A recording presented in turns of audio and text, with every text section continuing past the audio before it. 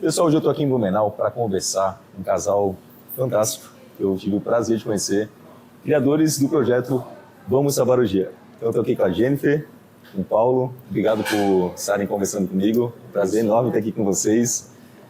Jenny, como é que você está? Tudo bem? Tudo. É um prazer estar aqui. Paulo, tudo bem? Tudo bem. É um prazer estar com todos aqui. Então, eu queria saber um pouco mais sobre o projeto de vocês, Vamos Salvar o Dia, sabe? O que vocês fazem hoje, como é que vocês fazem a divulgação. Pode falar um pouquinho para nós? Posso. Então, o projeto ele surgiu na realidade 15 dias após o atentado, né, na creche Cantinho Bom Pastor. Em 15 dias, após o atentado, a gente foi para Brasília buscar por justiça, buscar por mais rigidez nas leis, buscar também por políticas públicas para a sanidade mental, que é muito importante, pela regulamentação da mídia também, porque, querendo ou não, esse tipo de ataque ele acontece muito dentro das redes sociais, né, através das redes sociais que os adolescentes, né, os jovens, enfim, as crianças são, de uma certa forma, atraídas, né, para esse tipo de ataque, que hoje, infelizmente, cada vez mais está acontecendo com crianças e jovens também. E a base de tudo que seria a segurança nas escolas. Não, entendi. Vamos dar só uma contextualizada para o pessoal. Sim. A gente está em Blumenau, tá, gente? E esse casal maravilhoso, eles são pais do Bernardo, que infelizmente não está mais entre a gente, que estava naquela escolinha aqui em Blumenau, né, que teve aquele ataque, e surgiu um projeto lindo, essa história triste. E a gente está aqui para falar um pouco desse projeto. Tá? Então, né, para a galera entender que contexto que a gente está. E o nome do projeto é Vamos Salvar o Dia. Isso. Por que esse nome? Como surgiu esse nome?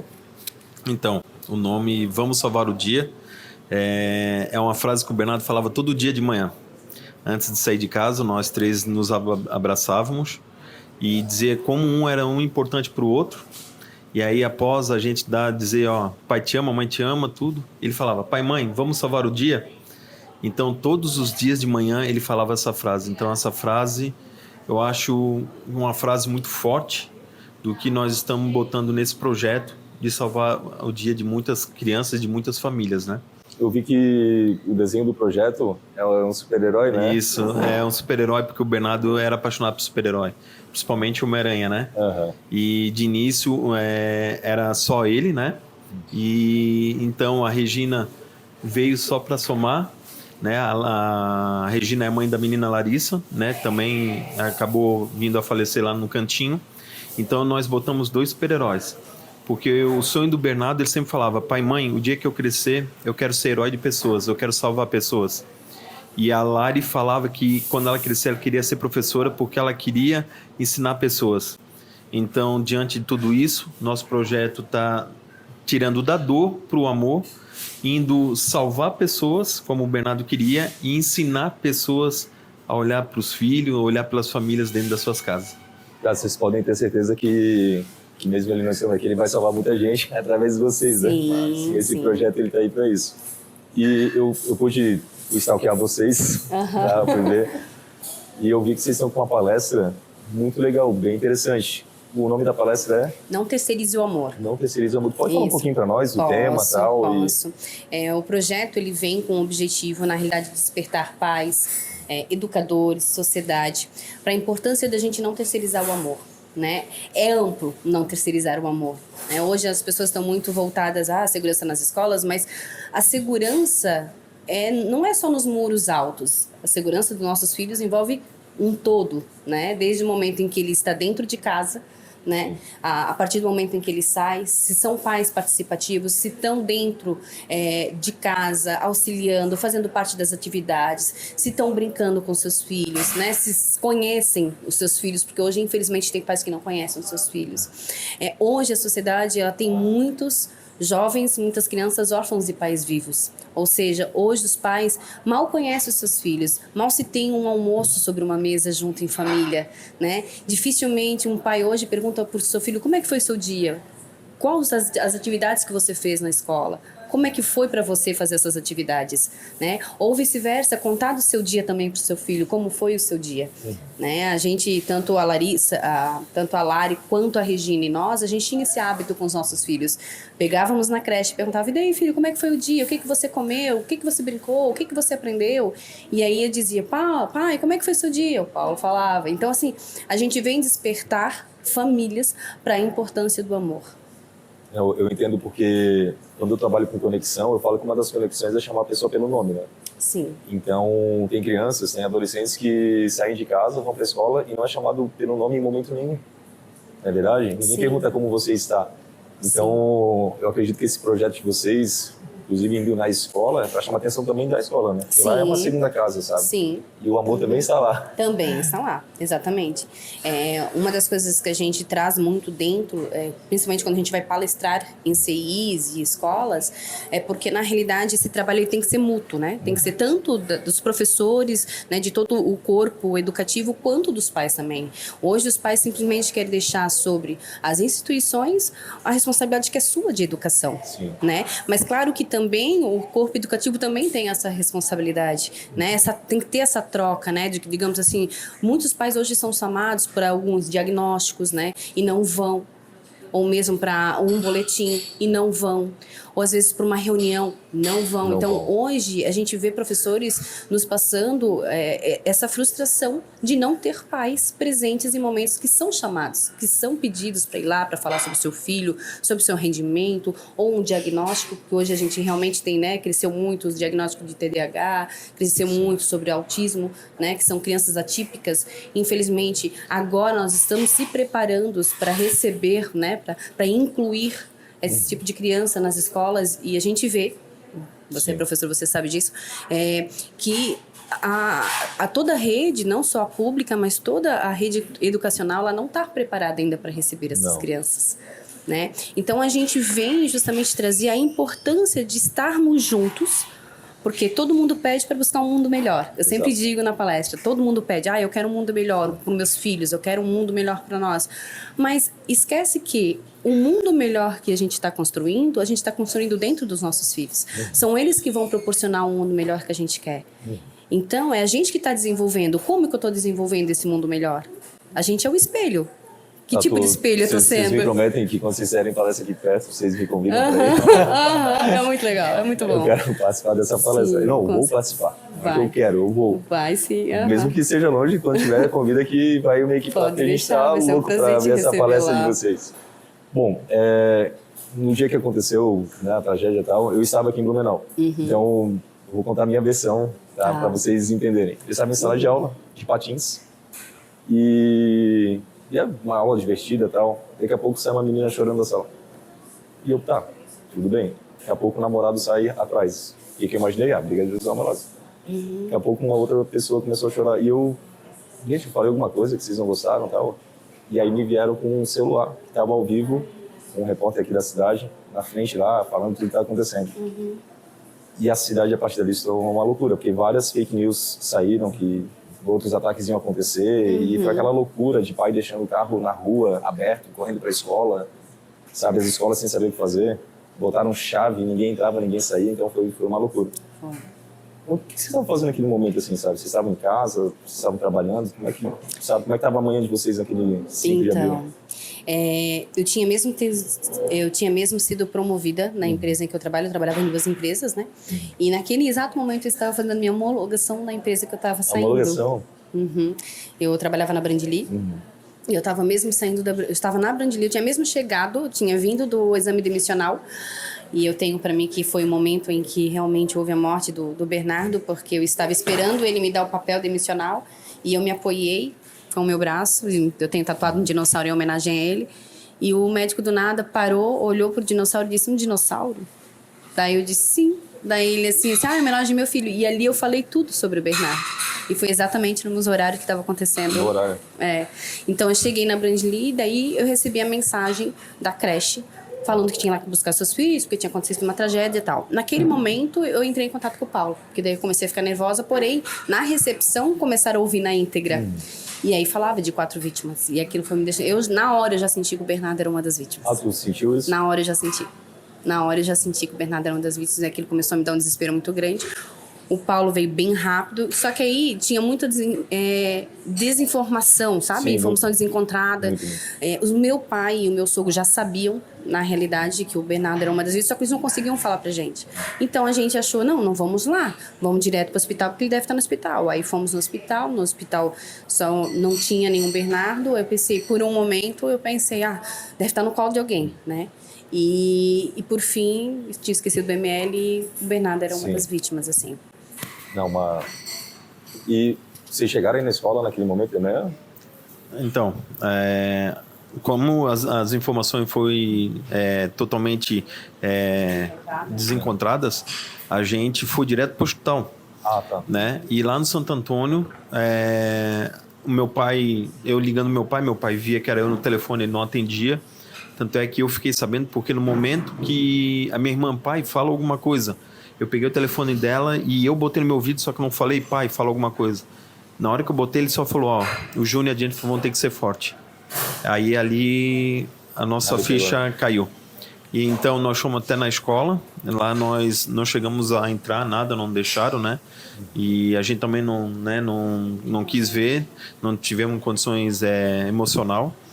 E a única coisa que o mundo desaba. O mundo desaba, né? E aí, como algumas pessoas às vezes me contam assim, eu tenho até hoje a frase que tu falou quando tu saiu de lá. A única coisa que sobrou foi a mochila do teu filho. E muitas pessoas quando me vê se emocionam e falam, eu não esqueço daquele dia que tu falou essa frase. E foi o dia mais difícil das nossas vidas. Eu sou professor e eu vou para a escola todos os dias. Sim. Então, esse fato nos abalou muito, sabe? Nós, educação, porque, claro, quem está fora não consegue enxergar a dimensão. Sim. E, obviamente, eu não consigo mensurar, sabe, a dor de vocês, tanto hoje quanto antes, mas o projeto de vocês é tão lindo, sabe? A mensagem que vocês levam é tão legal e a frase que vocês utilizam, que era filho de vocês, eu acho que, sabe, ele tá ali com vocês o tempo todo. Né? E vai estar sempre, sabe, através da voz de vocês e salvando o dia como ele queria. Né? Mas a gente sentiu assim, eu não sou de Blumenau, mas caminhando na rua, eu olhava para as pessoas e todo mundo olhava para baixo. Eu não sei se a palavra vergonha era a palavra certa, assim, mas as pessoas não conseguiam se olhar. Porque, nossa, na nossa cidade, entende? Porra, aqui... Porque, a gente tem aqui o Oktoberfest, todo mundo em família, no final de semana o pessoal se encontra, tem um parque que é maravilhoso, sabe? As famílias aqui se ajudam e do nada acontece isso, então assim, não dava para entender. Não, é que a gente achava que isso acontecia fora, né? Tanto é que praticamente um mês antes tinha acontecido em São Paulo, né? Sim. E aí todo mundo, né, naquela coisa, quando aconteceu, aconteceu aqui em Blumenau. Né, que querendo ou não, apesar de Blumenau ser uma cidade grande, nós temos ainda uma cidade segura, né? E de repente do nada acontecer aqui numa creche que todo mundo conhece, e aí de repente do nada as pessoas, eu acho que, como você falou, a palavra não é vergonha, mas eu acho que todo mundo sentiu essa dor. Eu acho que na verdade o Brasil inteiro estava. Brasil inteiro. Brasil inteiro. E eu confesso que eu queria ter conhecido vocês antes para abraçar, mas a gente não queria invadir o espaço de vocês, porque imagino que é o tempo de vocês, sabe? Reconstruir, sabe, esse processo. Mas voltando lá, vocês chegaram aí na escola naquele dia, sim? Sim. Aí vocês saíram do hospital e voltaram na escola? Isso, fomos na escola. E vocês chegaram a ver? Não deixaram, né? Não deixaram. Na realidade, eles não... Desculpa. Na realidade, eles não permitiam, né, o acesso, né? O único que conseguiu realmente ver foi o Bruno, porque na realidade o Bruno, logo que tudo aconteceu, o Bruno chegou. E eles não tiveram tempo, assim, mas os demais pais não conseguiram. Sim. E a partir dali, vocês começaram entre os pais, né? Vocês criaram um grupo, vocês conversaram. Como é que foi assim o pós, assim? Na realidade, o que acontece, né? Eu particularmente eu conseguia estar conversando com todos, eu sempre procurei ver como é que estava todo mundo, e até mesmo porque quando a gente está junto, a gente acaba sendo mais forte, né? Hoje, o projeto traz muito eu, o Paulo e a Regina, né? Nós três, a cada dia, que a gente está no projeto, a gente troca muito, né? Experiências, a gente troca muito a vivência que a gente tinha. Mas sim, tenho contato com os pais do outro Bernardo, né? De volta e meia converso também com a Kari, que era a mãe do Enzo, uma das mães. Infelizmente, uma mãe do Enzo também veio a falecer no final do ano, em dezembro. Sim. Então, para a Karen, muito mais desafiador, porque perde filho. Amadas, né? Isso, e perde a parceira, né? Mas a gente tem um contato, só que a gente também, como você mesmo falou, a gente também, como a gente está num processo, eles também estão. Sim, tem. Né? E o luto, ele tem várias fases e ele é muito individual. Então, a gente acaba respeitando também o espaço de cada um. Claro. Sabe? Vocês entendem, né? E nessa vocês são muito juntos. Sim. Porque ninguém vai conseguir mensurar. Não dá. Assim, ó, é inviável. É difícil até acreditar que isso aconteceu para nós, sabe? Sim. Porque o que eu não queria, na verdade, que isso se perdesse. Entendeu? Tanto passou um ano agora, né? Acabou de fazer um ano e tal. Então a gente não pode esquecer o que aconteceu. Não. Isso que sirva de lição e que a gente consiga realmente fazer coisas boas para que não aconteça mais. Exatamente. Não é que é o que vocês estão fazendo? Sim. Então, o que a gente quer nesse bate-papo? Para que vocês contem a história de como foi criado esse projeto, como é que vocês foram para Brasília, sabe? Quem que atendeu vocês, se abraçaram vocês depois, se vocês se sentiram abraçados, se pela comunidade, se o poder público de fato deu a orientação correta. Sim. Então, depois assim, vocês viram, né, enterraram a criança, se juntaram, e aí veio a ideia do projeto. Isso. Acho que a gente tinha a ideia, não foi? Que na realidade, assim, o que acontece? O projeto, a gente surgiu 15 dias depois. A gente recebeu, a Blumenau está vindo para Brasília, né? Justamente para falar sobre a segurança nas escolas, diante do atentado que teve. O município, na realidade. E aí o deputado Jorge Ngueten, que é um deputado federal, convidou a gente para ir junto, né, para ir lá. Então aí a gente foi junto 15 dias depois. Na realidade foi eu, a minha cunhada, que ela é advogada, e até foi mesmo para também estar dando ali uma base pra gente, né? E o Bruno, o pai do outro Bernardo. A primeira ida foi nós três, né? E aí a gente foi, como eu falei, para buscar toda a parte de justiça e que torne esse tipo de crime hediondo que hoje ele não é. Não é, né? Não é. Então, assim, depois da nossa primeira ida para Brasília, o Arthur Lira, lá a gente falou com o ministro da Justiça, que na época era o Flávio Dino, a gente teve um encontro com a Rosa Weber do STF, tivemos também fala com o Moro, tivemos com a ministra do Desenvolvimento de Relações Humanas, né? A gente teve contatos assim bem significativos e foram muito bons pra gente, porque dessa ida veio daí na realidade, junto com o Arthur Lira, a solicitação para montar uma comissão de segurança nas escolas. Boa. E isso dá muito orgulho pra gente, porque Blumenau foi a primeira cidade a presidir essa comissão. Isso foi em agosto do ano passado. E aí foi montada essa comissão. Essa comissão ela é montada por 14 deputados de vários partidos. E depois de Blumenau, eles seguiram para outras cidades que também tiveram esse tipo de ataque, que foi Cambé, Suzano, Realengo. E aí eles montaram um relatório. Esse relatório, aí tem a segunda ida para Brasília, que foi em novembro. Daí já foi o Paulo, a Regina, eu e foi também o Bruno. Né? Nós fomos lá para Brasília novamente. Nessa segunda ida, a gente teve o contato daí com o presidente do Senado, né, o Pacheco, o Rodrigo Pacheco, para solicitar que a partir do momento que chegue isso, né, esse projeto de lei no Senado, que eles acabam agilizando mais, todo o processo. Mas, para nossa surpresa, estava sendo lido esse relatório lá na comissão. E para nossa outra surpresa, porque isso é um processo mais demorado, né? Até a lida, aliás, a leitura, até a aprovação, né? A votação, a aprovação, existe todo um processo. E naquele dia foi lido o processo, teve a leitura, foi votado e foi aprovado. Nossa, tudo mesmo. Isso, o próprio ministro da Justiça, Flávio Dino, disse que isso nunca aconteceu. Sabe? E aí foi legal, porque daí a gente já foi com ele aprovado pelo ministro da Justiça. Você pode citar alguns pontos do projeto? Sim, você diz o relatório? Isso, o relatório. Sim, o relatório ele tem vários projetos de leis internos, mas os centrais, na realidade, são a segurança nas escolas, políticas públicas para a sanidade mental, a regulamentação das mídias, né? E também a criminalização das drogas, que hoje no STF estão querendo descriminalizar. Então a gente está lutando por quê? Porque o indivíduo também era usuário de drogas. Usuário de drogas, sim. Entende? Então a gente está lutando por isso também, né? E aí agora ele está no Congresso, esse relatório, aguardando a votação lá, né? Para depois seguir para o Senado. Entendi. E a partir dali, vocês voltaram de Brasília. Quando que surgiu o primeiro contato assim para palestras, para vocês se comunicarem com outras pessoas? Foi logo em seguida, não foi? Como é que foi Então, como é que foi, né? Que começou as palestras. A nossa psicóloga, né? Que também faz parte do projeto, a Daisy, né? Ela atende numa escola particular aqui em Blumenau e iria ter uma semana que era a Semana da Família, né? E ela faz uma vez por semana, uma vez por mês, um atendimento nessa escola. Isso então, era que mês aí? É maio ali, junho? Isso foi outubro. Em outubro. Tá, outubro. Outubro. E então o que aconteceu? Ela veio com a ideia. O que vocês acham de vocês palestrar? E a gente botar como título Não Terceirizar o Amor.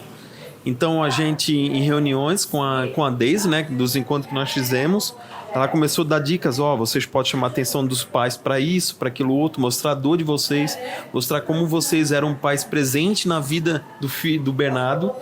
E ali, então, foi a primeira palestra que nós fizemos, né, de não terceirizar o amor e acordar os pais para a vida dos seus filhos, né, de ter o amor dentro de casa, ter atenção, participar da escola, né, junto com um corpo de professores e coordenadores, fazer essa chamada de pais, vamos acordar para a vida do filho de vocês, né, participar, ser mais participativo na vida do filho. Então, com a ideia da Daisy, começou as palestras. A Daisy, então, foi ela responsável para...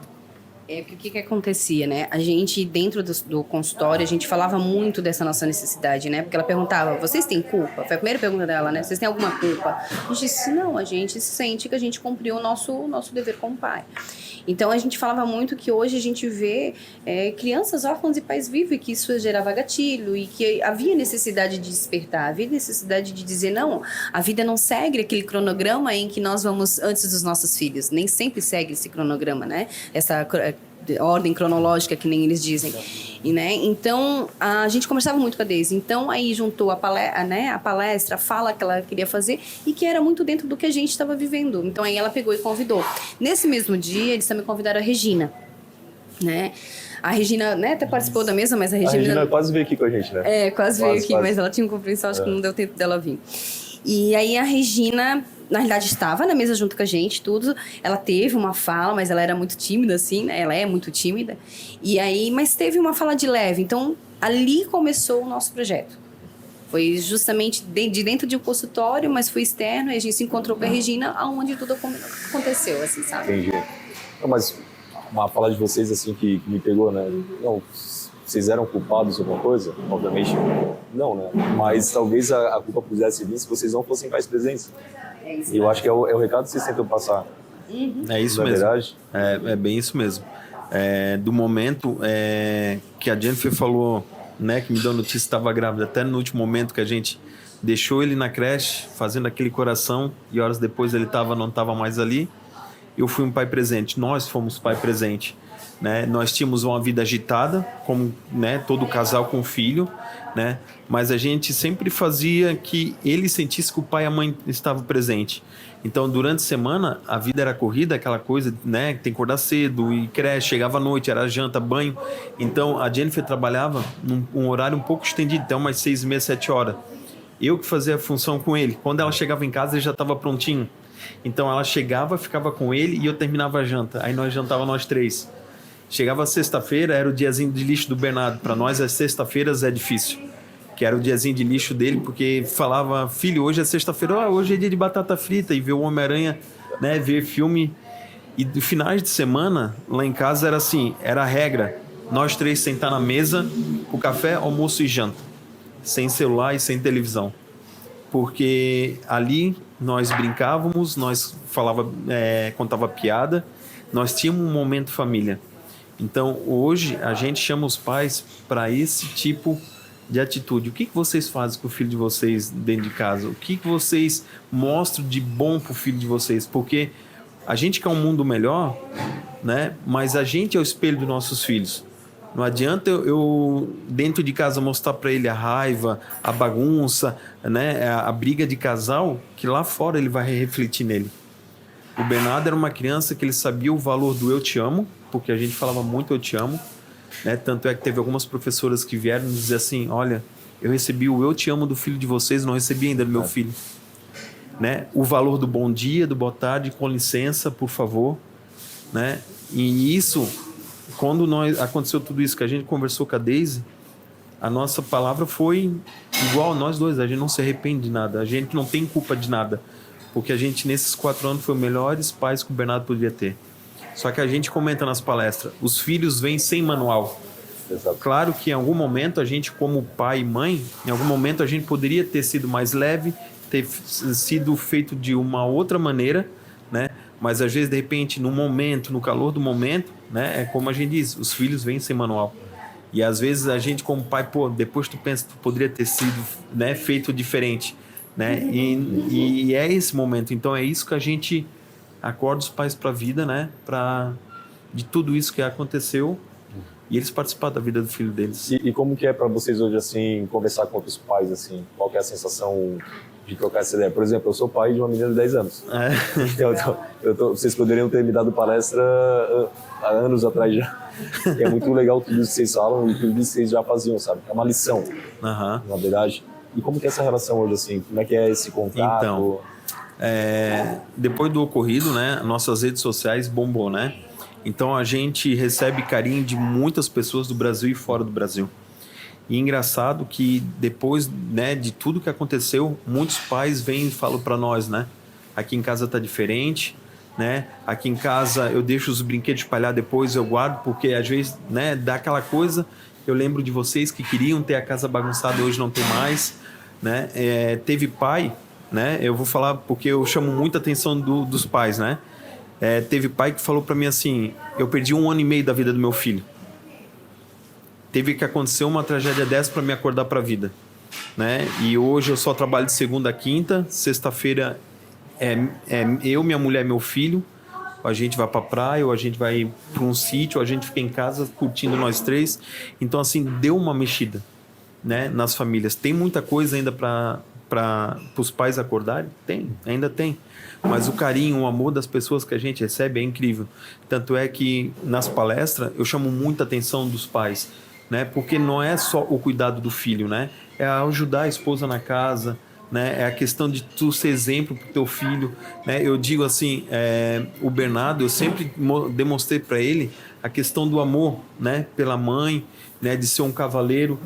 E tanto que às vezes a gente trocava um carinho, dava um beijo, ele dizia, pai, mãe, eu tô aqui, né? E ele tinha essa coisa do eu te amo, porque a gente falava o eu te amo dentro de casa, né? E uma vez ele era pequenininho, eu disse, vamos pegar uma florzinha do canteiro, vamos levar pra mãe. Então toda vez que a gente saía, que ele via uma flor, pai, vamos pegar uma florzinha. Então assim, são esses exemplos que a gente tem que deixar para os nossos filhos.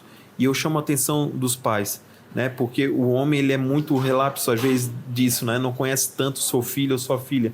Então eu mexo com os pais. Pai de menina, você já dançou com a sua filha? Você já deixou ela pintar a unha, te maquiar? Né? Pai de menino, você já jogou bola com seu filho? Você sabe qual é o super-herói favorito dele? Você já brincou de cabaninha com ele?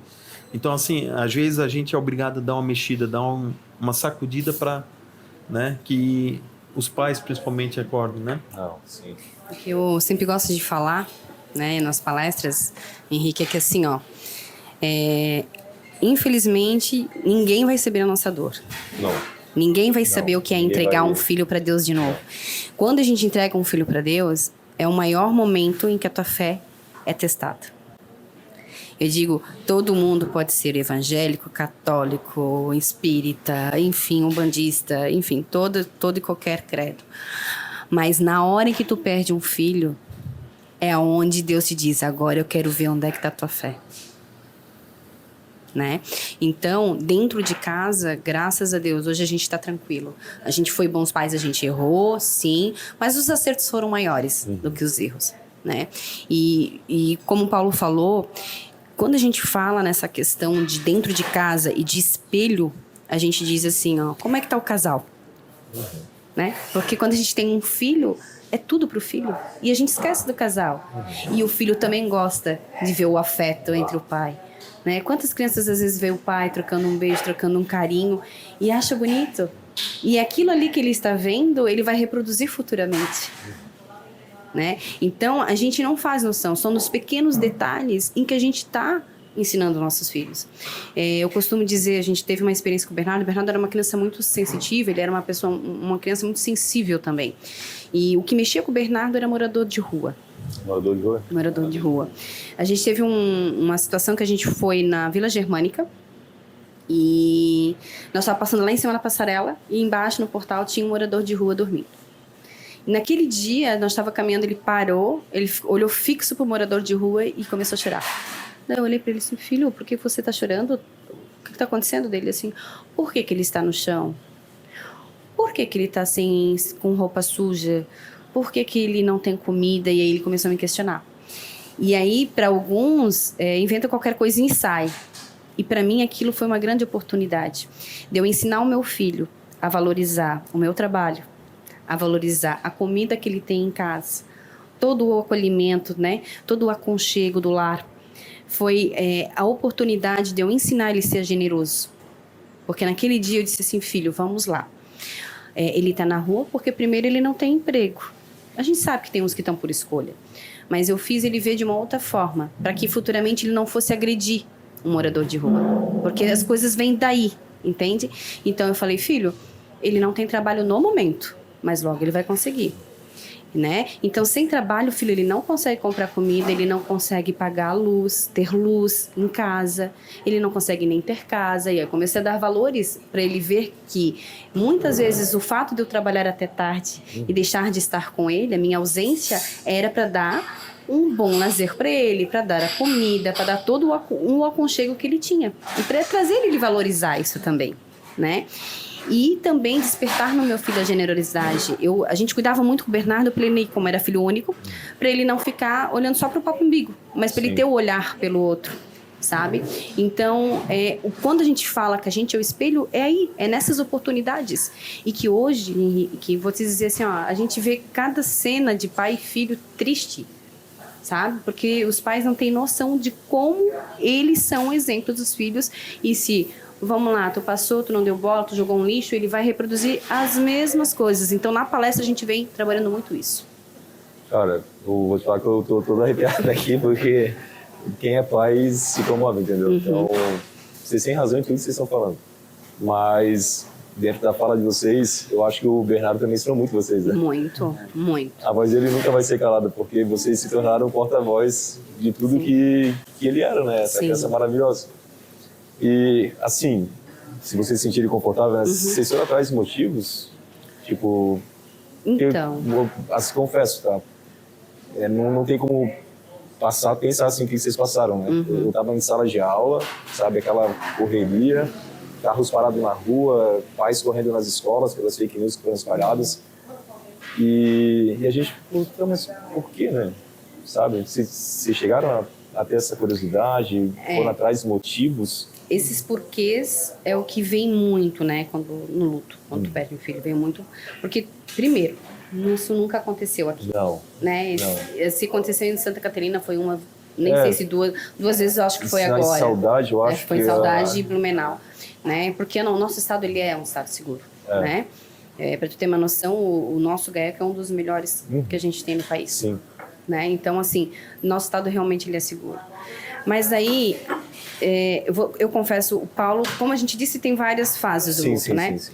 Eu vou falar da minha. Eu ainda não tive essa fase de porquê.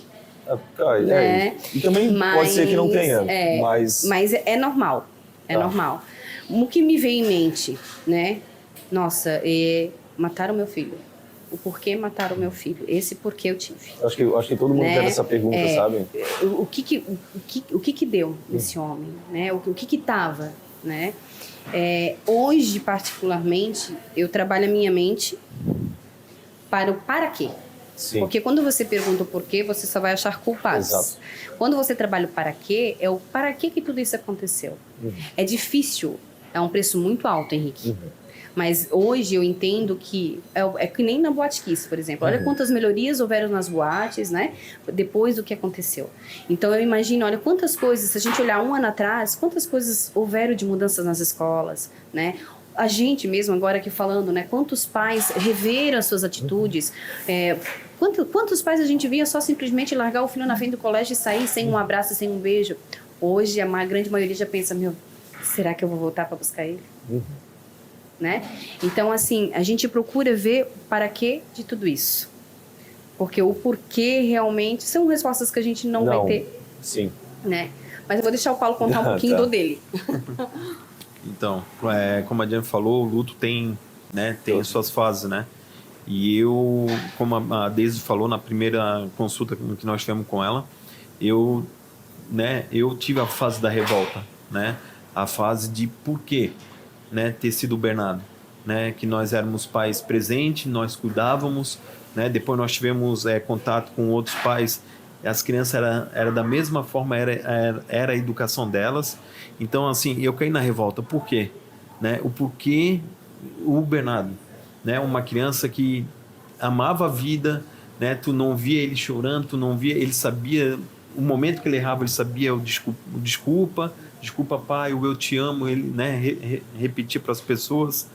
Então eu caí, como a psicóloga falou, a fase da revolta vai ser normal. Um de vocês pode ser que caia, ou os dois, ou nenhum. E para mim foi muito forte, porque eu não entendia o porquê disso tudo, né? E foi numa semana muito difícil, porque aí eu também fiquei doente, né? Uma semana difícil para nós dois. E aos poucos, eu com entendimento, né? E a Jennifer conversando muito com nós também, e eu vendo no que ela falava, né? Nós temos que ver o para que está acontecendo tudo isso, o que vai vir. A inteligência emocional tava... Deus.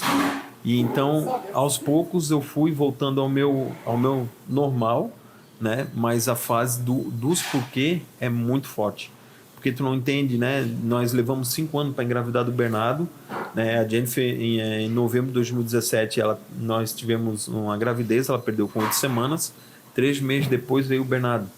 Era o nosso sonho, o nosso fruto do nosso amor ali com nós. Então, nós tínhamos tantos planos, tantas coisas, né, para fazer, e de repente tirado dessa maneira. Então eu fiquei muito dos porquê na cabeça. Imagino. Eu acho que todo mundo foi atrás desse porquê, sabe? E aí, claro, nós tivemos a curiosidade de saber quem era, o que aconteceu, e tem vários motivos que a gente conhece, que inclusive vocês foram a Brasília atrás de projetos para que isso não acontecesse mais, para que esse tipo de perfil não tivesse voz e não fizesse outras besteiras, na verdade. Então, como tu falou, né, o para quê nesse momento, o para sempre vai ser mais importante que o porquê. Então, de fato, tá? O para quê, o projeto surgiu do para quê, né? Eu acredito muito, eu digo que eu estou numa conexão com o divino, algo que eu nunca vivi na minha vida. Né? E estar nessa conexão, nesse maior momento que eu digo que é o meu deserto, que é sobreviver, porque superar você nunca supera. Não. Eu acredito nisso, né? Mas sobreviver à morte de um filho, e é necessário que a gente busque, vamos lá, o que aconteceu? Aconteceu isso por quê? Né? O que aconteceu? Porque a gente está acostumado a atuar sempre na consequência. Nós brasileiros, a gente sempre atua na consequência. Né? E a gente não atua na causa. O que precisa ser mudado? Sim. Por que da política pública para a sanidade mental? Hoje o povo está doente. Né? Veio uma pandemia, se esperava o quê?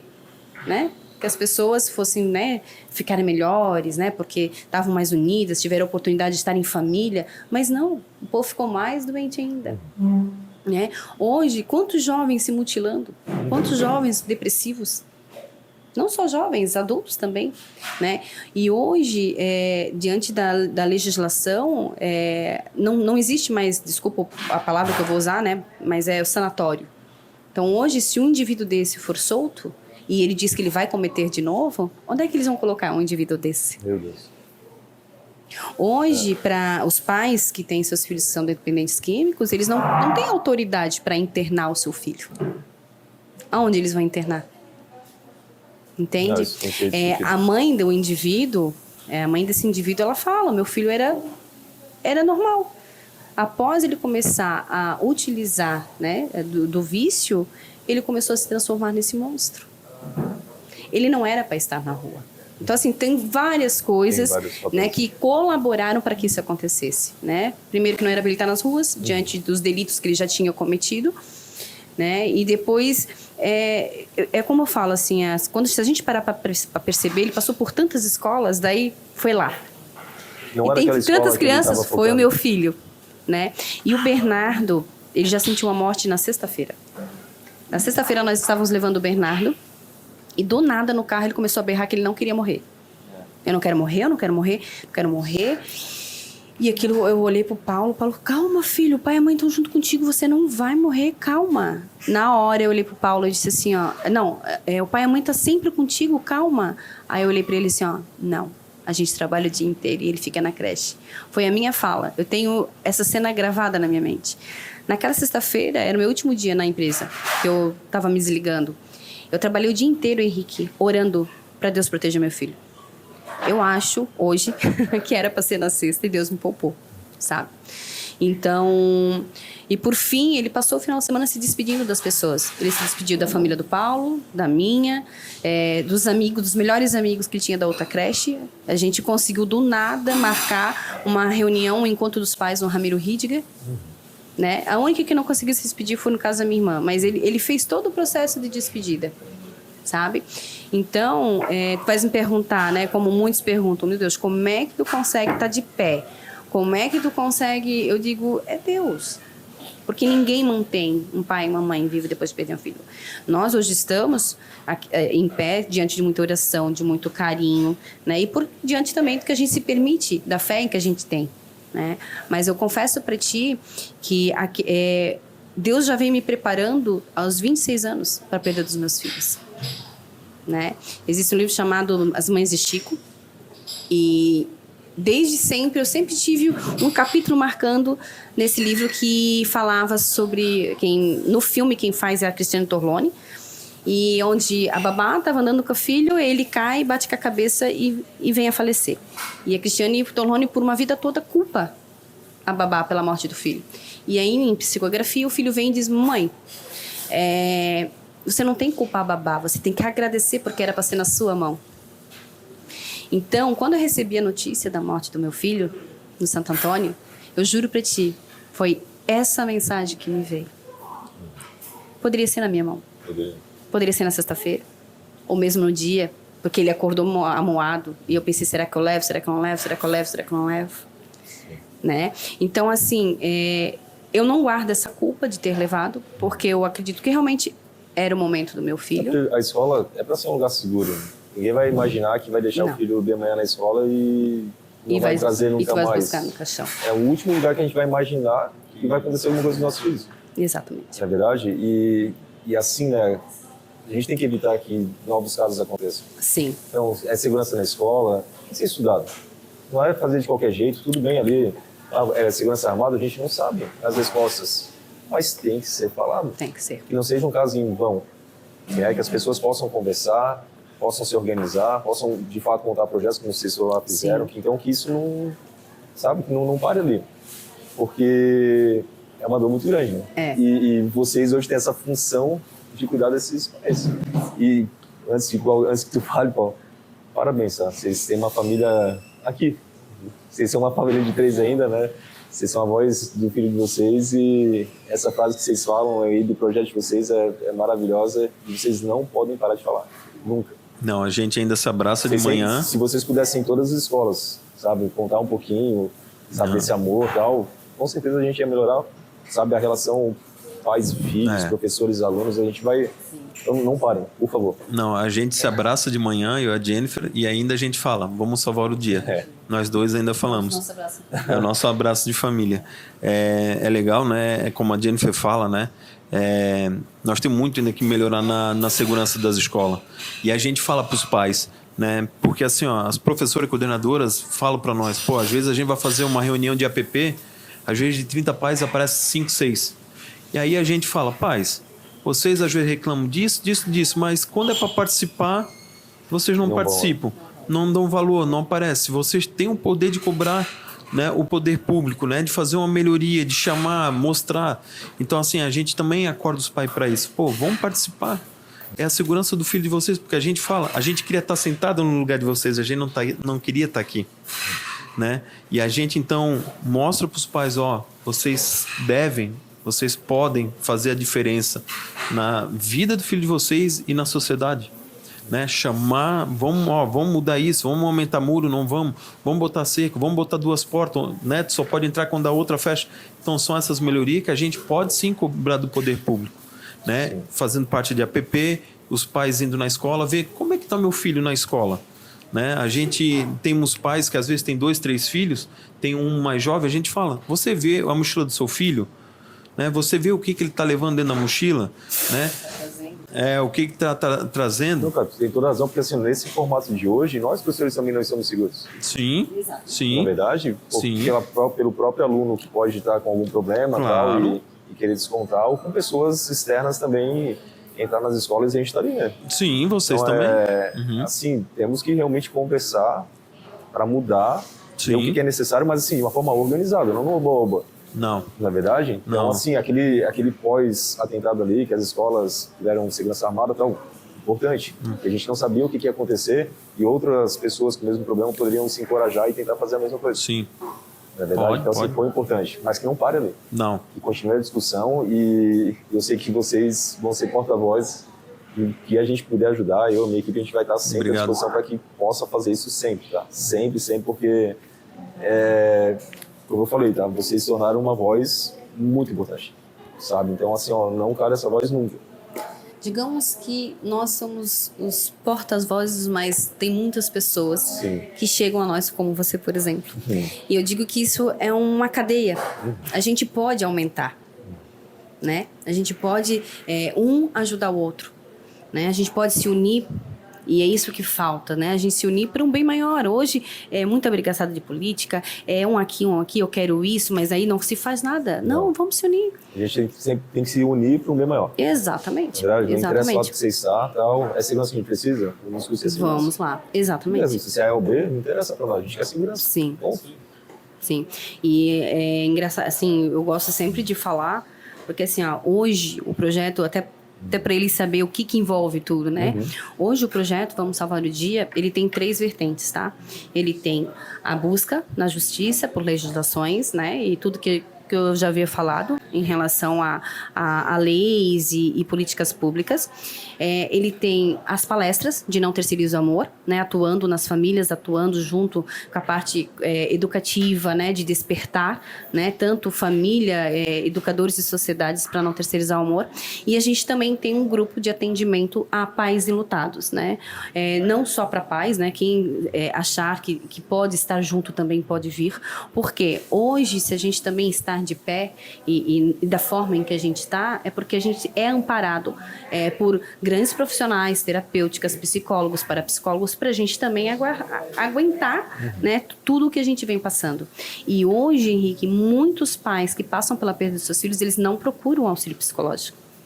E isso demanda muito a tua sobrevivência. Né? Então a gente montou junto também com a Daisy. Hoje Blumenau vai ter 2 polos, né? Na realidade atualmente a gente tem no Garcia, né? no espaço terapêutico lá Luz e Consciência, e vamos ter também no Passo Manso, que a gente também logo já está abrindo um outro polo para atendimento desses pais também, buscando o quê? A gente se acolher, né? Porque daí tem os pais que sabem, porque uma coisa é você falar para um psicólogo, outra coisa é você conversar com alguém que sabe daquela dor, que também está vivendo, né? Então aí tem nós, pais, que estamos passando pelo luto, junto com psicólogos e terapeutas, dando, né, todo aquele suporte também da parte da ciência. Né? Então hoje o projeto ele se tornou grandioso nessas 3 vertentes, né? E que é a base de tudo do amor. Sim. E eu tenho uma pergunta para vocês, aí vou perguntar primeiro para você, depois para o Paulo. Depois do atentado, vocês perderam o filho de vocês, que razões vocês têm para acreditar? Ai, é uma boa pergunta. Porque assim, quando a gente, vamos lá, a gente né, a gente forma uma família, né, um casal.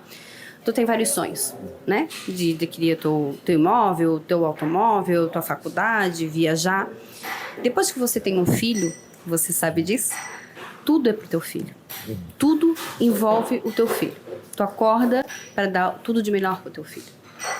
E quando você perde, você não tem mais razão para acordar, você não tem mais razão para trabalhar, nem para se alimentar. Então, o desafio já começa aí. Só que tudo que a gente está lutando, Henrique, nada vai vir pra gente no sentido de as leis não vai ser aplicado por esse indivíduo. Hoje eu não tenho mais filhos para estar presente nas escolas, para exigir o que a gente está exigindo. Porém, eu tenho sobrinhos. Então hoje eu quero, principalmente os meus sobrinhos, eu quero um mundo melhor. Mas não só para mim. A gente está pensando num todo. E que grandioso, eu digo. Como é bom, porque isso, de uma certa forma, como diz a Regina nas palestras, é o que nos mantém vivo. Esse projeto é que nos mantém vivo, é que nos aquece o coração, é que nos dá uma sensação de sentido de tudo. Como se isso trouxesse o sentido até para a nossa existência. Da gente se apegar e dizer, não, vamos transformar essa dor em amor. Nossa, fantástico. E aí, Paulo, que razões você tem para acreditar? Então, como a Jenny falou, né, não é fácil a gente perder um filho, né, e depois ter uma razão de continuar em frente, né? A vida parece que não tem mais cor. E esse projeto, né, de como ele está se tornando, de como ele está ficando, de a gente salvar pessoas, como o Bernardo, né, sempre falar, pai, eu quero salvar pessoas, eu quero ser herói de pessoas. E a Lari falar, ensinar pessoas, isso que está me motivando a ir em frente. Né, chamar a atenção dos pais, olhar para dentro de casa, né, porque é como a Jennifer às vezes brinca, né, pô, o Paulo e o Bernardo eram dois nojentos de tão grudados que os dois eram. Então assim, eu acordo os pais, né, para que estejam mais com o filho de vocês, com os filhos deles, porque a gente daria tudo para estar com o Bernardo de novo, não estaria precisando passar por isso. E quando eu vejo assim que no final das palestras vem os pais falar assim, ó, a partir de hoje eu vou ser um pai melhor, tu tá mudando a minha vida, tu tá me fazendo acordar porque eu tenho dentro de casa. É um pouquinho da força que o Bernardo tá passando para nós, né, de tocar esse coração, de salvar as pessoas. Então, quando acontece isso, a gente, obrigado, né, conseguimos, nós estamos juntando as famílias pelo propósito que o Bernardo nos deixou. Cara, então, vou falar o que eu acho dessas coisas. Sabe que os filhos crescem pro mundo, assim como vocês têm os pais de vocês vão morando mais, filhos de vocês saem de casa mais cedo. Não. Né? Por outro motivo. Mas o que vocês estão fazendo é o legado dele. Sabe, quando a gente vai embora e nosso legado fica, o legado do Bernardo não vai ser apagado. Uhum. Sabe? Então isso não foi em vão. O que vocês estão correndo atrás é para que ele seja lembrado sempre. As novas leis, infelizmente, não vão servir para ele. Não. Essa proteção que vocês estão correndo atrás para as crianças não é mais para ele. Não. Mas é por causa dele. É por causa dele. É por causa dele e das outras 3 crianças. Isso. Entendeu? Isso. São por elas. E que nenhum então, pai... eu como professor só tenho a agradecer, sabe, essa luta de vocês, porque não é mais pro filho de vocês, mas é por causa dele. É o legado que ele vai deixar. E que nenhum pai merece, nenhum pai, nenhuma mãe merece passar por essa dor. Assim como falam, né, que o filho é criado para o mundo. Uhum. O filho de vocês foi criado para salvar o mundo, né? Muitas crianças, então... Para pessoas mesmo. Então vou pensar por esse lado bom, sabe? É o legado que ele deixou e que vocês estão correndo atrás. Sim. Sabe? E assim, ó, parabéns, sabe? Vocês estarem juntos, o carinho que vocês têm um pelo outro, assim, desde o momento que a gente chegou aqui, isso é contagiante, sabe? Dá vontade de sair daqui e já ligar pra todo mundo, sabe? Oi, te amo. Isso aí. Sabe? Essa vontade isso. já, e eu imagino que quem assistir depois também vai ter essa vontade. Mas, Henrique, é essa mensagem que a gente quer passar. A gente fala em família, né? Mas a gente sabe que tem muitas famílias que não são, né? Não tem mais pai, ou às vezes são 2 mães, né? Mas eu digo assim que é um todo. Isso, eu brinco que contamina, né? Porque eu sou uma pessoa que eu sempre fui do eu te amo. Eu sou chata, eu sou do eu te amo para minha amiga, eu sou te amo para a pessoa que daqui a pouco eu conheci não faz muito tempo. Eu acho importante a gente ensinar para os filhos, porque hoje ainda estamos carentes, deles expressar o sentimento deles. Isso é importante, eles expressar o que eles estão sentindo, né? Seja algo de amor, ou mesmo frustração, ou mesmo de dor, enfim, a gente tem que ensinar os filhos a expressar, e a expressar o que eles sentem de amor pelo outro, porque a gente não sabe do amanhã. É um aprendizado que a gente teve. Nós não temos controle de nada. Não. De nada. Então a gente quer proteger do tudo, mas o nosso controle é o agora. É o agora que a gente pode fazer as coisas. É o agora que a gente pode mudar as coisas. E isso só depende da gente. E, assim, a gente tá chegando próximo do fim já. Tem alguma professora da escola, assim, que marcou vocês dessa situação, tal, da escolinha que ele estudava, tal? Tem alguma figura, assim, especial? Eu tenho uma professora que nós fomos passear no Hotel Fazenda de Lages. E lá em Lages, lá ele começou a cantar uma musiquinha, ele começou a fazer libras. E aí nós não sabíamos disso. E aí eu postei o vídeo, a professora Vanessa veio, ele tá cantando a musiquinha que eu ensinei de libras. Então, isso assim me marcou, né? Porque do jeitinho dele ele conseguiu fazer o sinal de como era um rei, né? O foguete. E isso me marcou bastante, né? Desses ensinamentos, né? Dele. E a professora Vanessa, tem outras professoras também, né, que também, assim, a professora que veio falar para nós, né, eu recebi o Eu Te Amo do teu filho, isso, né, Essa do Eu Te Amo, assim, essa que falou que do Eu Te Amo me marcou, assim, que eu vi, nossa, que legado, né? Beleza, a gente viu intensamente, ele amou intensamente e ele passou isso.